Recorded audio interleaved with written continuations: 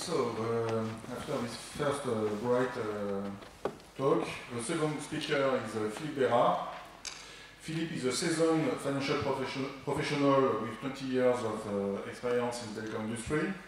His experience is largely international and it includes financial modeling, program management, merger and acquisition, and technology in fixed and mobile telecommunications.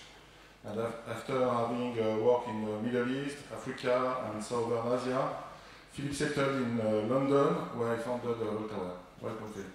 Thank you. Thank you very much.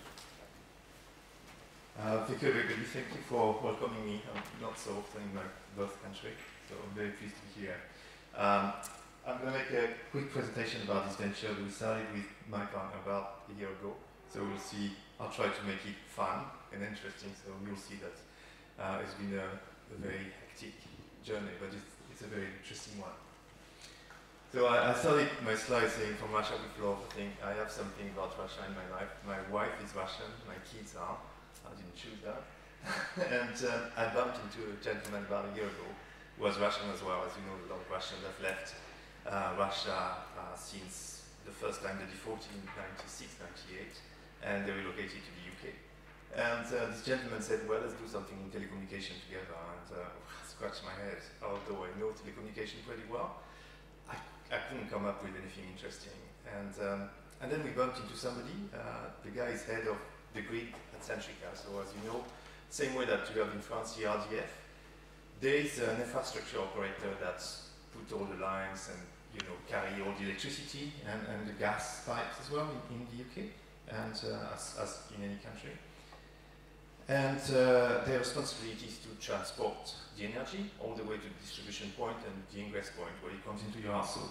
And we met the guy said, we have an interesting problem.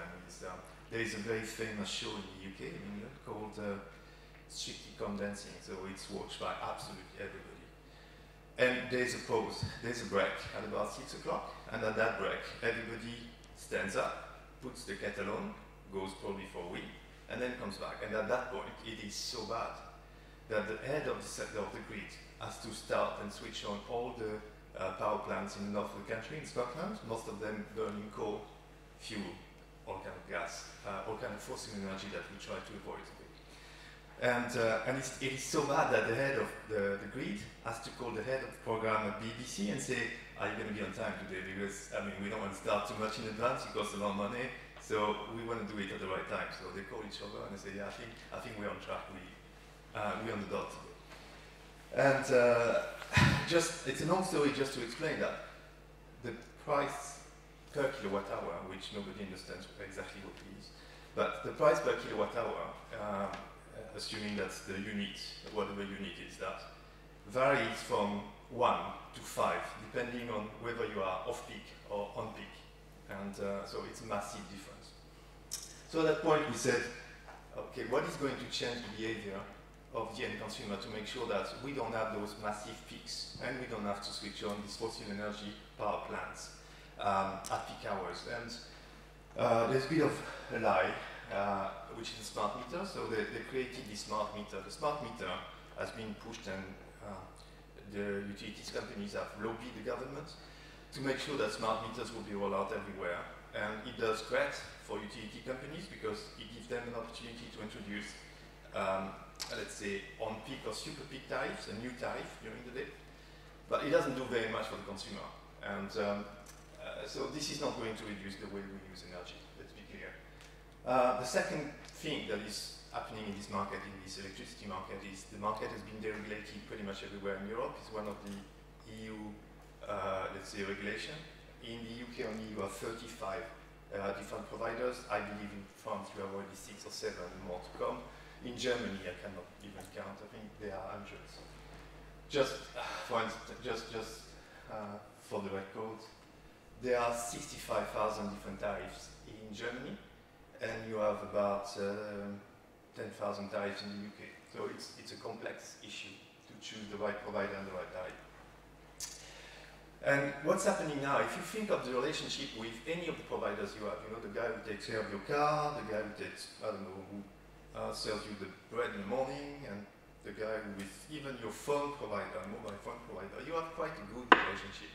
they take care of you, you feel that you're a customer. I mean, try to remember the last time you had to deal with somebody from a utility provider and what kind of relationship you have. Most of the time we don't have any relationship with the utility provider. There's a cable that comes into the house and it provides electricity, that's magic. And they take the money from your account based on estimates. Who knows what those estimates are? And occasionally they tell you, you've been a really good boy this year. This is some money back. Actually, we're not going to give you the money back. We'll carry forward for next year. So it's the worst relationship that we can ever think of. So something is happening in the energy supply market, and we see a lot of new providers moving from energy supply to what I would call energy management services. So we thought there was an opportunity to do something there, and the opportunity was very much around the fact that we want to give the end user a platform, some services that can use and leverage to think, what can I do with my electricity? Do I understand what I do with electricity? Do I understand how I can reduce and save on my bills? Do I know when is the best time for me to switch things on and off? And what is the consumption of my mobile phone? What is the consumption of my dishwasher? I mean, some of us, I can see that some of us probably have kids. And your kids are probably plugging their phone every day or their whatever device they have, tablets, on the charger. So if you were charging your phone 1 hour every day, 365 days a year, it would cost you less than €1 for a year. So this is not, there's no point for an argument there. But running the dishwasher twice a day costs about 40 to 50 pounds a year. So it's a lot of money there. So the platform does two things, essentially. I try to present there very quickly. We try to answer the questions which are what, when, and how much do we use in terms of electricity. And the platform is very much built as a consumer platform. We target an audience that is a consumer in the end. And we offer two, let's say, two major services. The first one is saving on your energy bill, and the second one is be friendly to your environment. So, because you can potentially save on your energy bill because you find a cheaper tariff, but you still use a lot of energy. Or, conversely, you can be very friendly to your environment, but it costs you more money. Some providers have come up with green energy, which is 10 to 20% more expensive than the traditional, the legacy energy. So we do these things on the screen. So we break down, we itemize your electricity consumption in real time, and we break it down saying, for instance, your dishwasher is using this much, your hob has used this much, and you can see that in real time when it's being switched on and off, and you can see that as a daily consumption, a weekly consumption, a monthly consumption, so you understand your bill. And we try to do that in a very interactive way, so you can ask yourself all the kind of questions that you may have, like who is running, who is running the kettle so often? I mean, the kettle is probably, we don't use for a very long time, but when we use it, it uses about 2.5 kilowatt hour. Okay, so it's quite a lot. So why we think, like I said, we hope we are the best in the market and quite unique, is because I would start there. We think that we have an algorithm. Everybody likes this word, but we have an approach that is quite comprehensive. So when we look at the energy consumption, we don't do like the utility company. We don't look at something which is called let's say the load or the power consumption. We look at 25 different KPIs, and they are what we call, for those who went to engineering school, they are true power, reactive power, power shift, harmonics, and transient state, things like that. And we collect all that.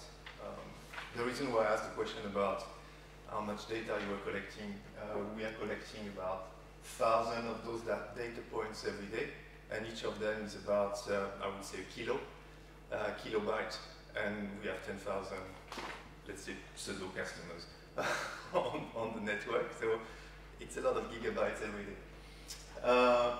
Something that is very critical for us. We wanted this device to be non-intrusive and be self-installable. So I think we passed the time when we had to call this guy, the electrician, and he would come, and everything looks very complicated. Just to come to your place, he charges already 50 quid, and then to spend an hour with you, he charges another 50 quid. By the time he's left, you've already lighted up by 200 pounds, at least, and he's done absolutely nothing. So we wanted people to be able to install themselves and in less than 30 seconds. And then we had a long discussion about this IoT business. I think we heard you on the Colibri experience. Do we go for a subscribe service, or do we go for a sort of one-off fee you acquire the device?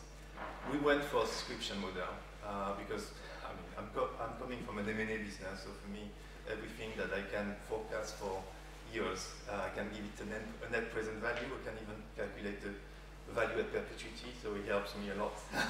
Makes my life easier. Whereas if I need to sell the device one-off, well, it's more difficult, it's more questionable. But also I think, in a way, drives the way the company is working, or the way we're developing services by offering a subscribe service. We think that we have to prove every month that we are worth the money that the customer spends with us, and not just once. And I think when I was looking at, listening to your presentation about the toothbrush, I think you do provide a service every month. It would be fair for you to get some money every month as well. So we try to do that. So the service cost an absolute fortune of €3 per month, which we think is not a lot, because it would probably, in France, I think electricity bill is a lot, because France is very much dependent on nuclear power, and it does French people use a lot of electricity compared to the UK, where they use a lot of gas, because in Northern Sea there are gas wells. But I would say the average is probably around €1,500 per year per household. And I would expect using those services to help you save a minimum of 20%. I've done that on myself. I've managed British Gas to repay me, and I'm saving 40% from what I was paying before. I didn't change the tariff. So I think there's money to be made there. This is where we think that the unique service point, or the unique selling points of the solution or services we sell are. So this is a nightmare. So when we started the project, we said, well, it's very easy. We just need to have a clamp, and then it's going to work, and it's easy. So we bought a clamp. We looked at the way it works. So the clamp is not enough. We need a bit of intelligence behind the clamp. So we have a clamp that looks exactly like a circuit breaker, for those who have ever opened a circuit breaker box. And you fit it on the rail. In the back of those things, there's a rail called a DIN rail, so you fit it there. And it powers itself somewhere. I don't need to go into the details. And there's a clamp that measures the sort of current around the phase cable. You have a phase cable, which is the red one, which carries the electricity, and the other one is the neutral one. So we did that, and a year ago, a bit more than that, 15 months ago, when we met that company, they said, no problem, we can do that for Christmas. Unfortunately, they didn't say which Christmas. We thought it was Christmas last year. We're still waiting for the final delivery. So it's be careful whenever you get into a hardware business. It's a totally different thing. And then we developed a mobile app. We met some guys who said, well, we are the king in developing mobile apps. They were based in India, fantastic, they're very cheap. It's about £100 per day per developer. Great, after 3 months we had absolutely nothing, we had to stop. And we then recruited a different team, but we wasted 3 months. That was not too bad because the sensor was not ready anyway. And then eventually we said, God, this thing has to be quite smart, because I cannot crunch that much data every day, and it cannot be my job for the next 20 years to look at data. And we look at what was there available on the market, like we look at things such as ANN, artificial neural networks, and we looked at, so I'm talking under your control now, okay. And then we looked at hidden Markov models as well. And because of mathematician, I ended up going for SVM. So as for vector machine. I like it. The basic principle is, I don't know if I can explain that very easily here. You have a white picture, outside the white picture is black. So if you can say this is the white, this is the black, then you have managed to cluster things. So every time it's black, it's there, every time it's white, it's here. The problem is, when you do that in an artificial intelligence model, it's not always in 2 dimensions. What we do is in 75 dimensions, so it's even quite difficult after the third to understand what it looks like, but 75 is a lot. And also, things are not straight and planned in 75 dimensions. They have all kind of shapes. So just to explain the difficulty is, if you look at the glass and you put, let's say, some Coke in your glass, you can see that you have 2 different things. You have the Coke and you have the glass around. The problem is, from a mathematical perspective, if you look at the picture, the center of the Coke and the center of the glass, they're exactly the same place, but they are not the same thing, but they are the same place. So you have to find a way to separate them. So it means you have to define something which is called a kernel function that is going to split out and transform everything in a space where things are plans and lines. So we spent about 3-4 months to define the right kernel function, and bloody hell, it's a complex one, but seems to work. And it's, of course, it's unsupervised, because we don't want to feed. I don't want to come to your house when you buy the device and then switch things on and off about 1,000 times each, and then feed the system with whatever it has to feed itself. So like I said, what could possibly go wrong? I mean, it was a walk in the park. We should have had that a year ago, or let's say early this year in January. I think we have it now. Amongst the other things that we do there is the platform is an open platform. It's a RESTful API platform. It means if you have a browser and you put the HTTP URL, you can request exactly the same information that the one you see in the mobile phone. Then we thought, who are the customers? And because I'm talking in a beautiful building of AXA, I thought, why the hell would AXA be interested in something like that? And I think I've come up with something now it's under your control. It's 2 things, I would say. Underwriting is one, and the second one is fraud management. Underwriting, I think it's been touched on by a lot of people today, but your market, if I understand correctly, is going from an asset insurance to a lifestyle insurance. So you don't want to see me as owner of a car, of a house, with a wife and a life and everything. You want to see me as whole, and you want to put the risk on me. So as far as underwriting is concerned, there will be a point where insurance companies, whether we like it or not, they will know so much about us that they will say, this guy is a bloody risk, and we don't want him, and that guy is probably not the risk, and we want him. And although the guy that we don't want may be, I don't know, driving a very small car, which you would expect to have a small insurance policy to pay for, and the other one has a very expensive car, and you would expect a very expensive car to pay a very high insurance policy for, but in reality, they're going to look at you as a person, as a human being, and your lifestyle.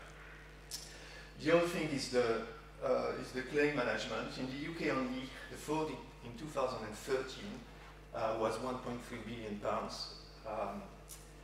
and it increased by 18% year on year. So the fraud is massive. I mean, we've all done that at some point, you know, when, I don't know, you have the neighbor there has the flood and it leaked in your flat, and you had this big TV that you never had.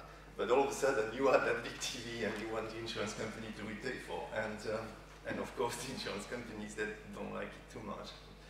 So this has to stop as well. We fully understand that. And I think if we look at what we do now, why would that connect? What would Voltaware connect to these 2 points in the agenda of the insurance companies? Is because we monitor absolutely everything you do 24 hours a day. So if when you take a property insurance or home insurance policy, there's always a clause that says, and nobody reads that, but you should be in your house more than 25 days, a minimum of 25 days in a month.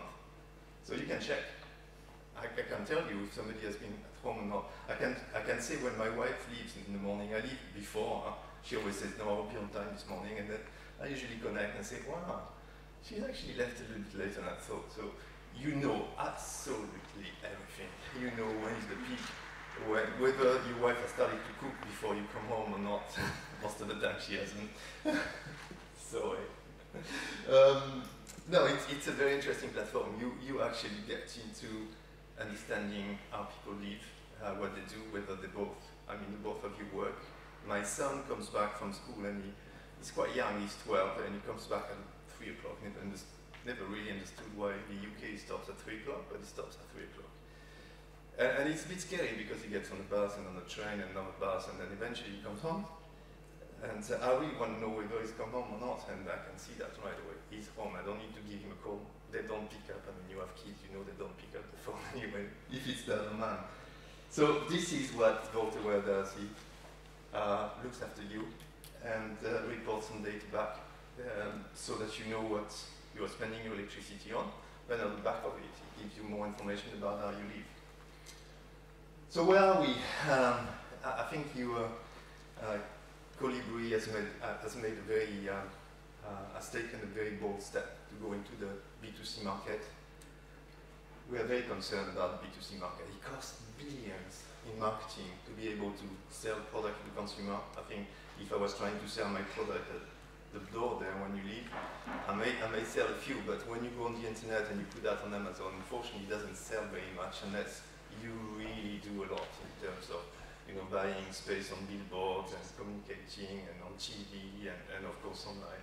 But it costs a lot of money. So we've taken the approach that we should go with the B2B2C market. So we are looking for what we call aggregation points, customers with customer base. And we look at a few verticals in there. So the first one are the insurance company, as we just said. So we are talking to, we hope we'll be talking to Ensae, but we've started to talk to other insurance companies. Of course, utilities, you may think that they're not interested in decreasing your bill, but in fact they are, because the big ones, the incumbent, may not be. But the second tier of the market is very interested to differentiate themselves with something that is different engagement model with the customer. So it's good for customer acquisition, it's good for customer retention. Telecommunication, I struggle with this one. When we started the business, we thought it was a massive opportunity for telecommunication companies, and IoT will make billions will probably create billions of revenue for telecommunication companies. A year after, my view is they're not going to make much money out of it. I think there's not much they can monetize unless, like the experience about the car tracking, drive like a girl, unless there is a bit of a sensor inside and that sends information over GSM, and even that is not billions or gigabytes of data. It's very limited. And government bodies, more interesting one is probably this one. A lot of housing associations are looking at those solutions to put in underprivileged people's houses to make sure that they can control their bills. And report saying this month or this week you're going to be over the budget that you set out for yourself, things like that. We have a first customer. I don't know if I said that, yeah. The National Energy Agency has awarded us contracts to cover an area of, let's say, outside London, West London, with a few housing, a couple of housing associations to cover flats, and we are doing that. That's the first customer, as we are getting commercial now, let's say before the end of this year. And like I said, the B2C for us is too much money. Let's be clear. It would require about maybe 20 million, 30 million pounds to be able to properly launch in different markets, on the B2C market. So not super keen on that. But B2E is an interesting one. So selling to enterprises. There's my coffee shop where I go every morning, and I realized about 2 weeks ago these guys are paying £1,000 a month for the electricity bill because they leave the coffee machine the whole night on. And so they pay a lot of money, and they are very sensitive. They save £200 in a month. That's a lot of money for them. And this is it. Thank you very much.